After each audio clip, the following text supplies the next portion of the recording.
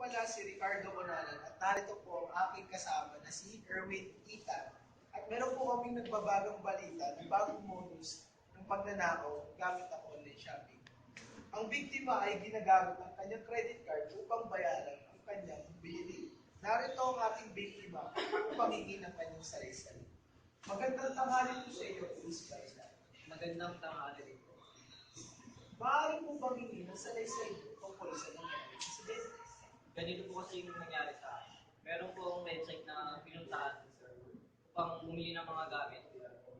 Maaari po ba alamin ang pangalan ng website? Punchrock.page.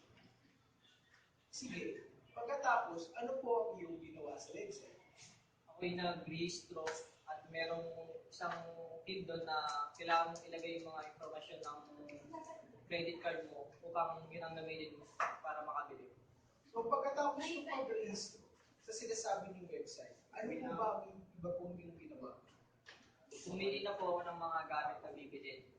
At sabi sa akin, 3 araw bago deliver yung gamit na aking nabili. Ngunit 5 araw na wala. Pagkatapos Mga 1 linggo pa pong nakalipas, marami akong natatanggap ng mensahe galing sa aking bank. At ako'y pumunta doon para tingnan kung ano nangyayari sa akin. At nagdulat na lang ako, bigla na lang 100,000 na yung akin. So, ang sinisip yung website na ginasok. Ganun na nga. Meron yata ang pinatawag na receiver na ginagamit sa website.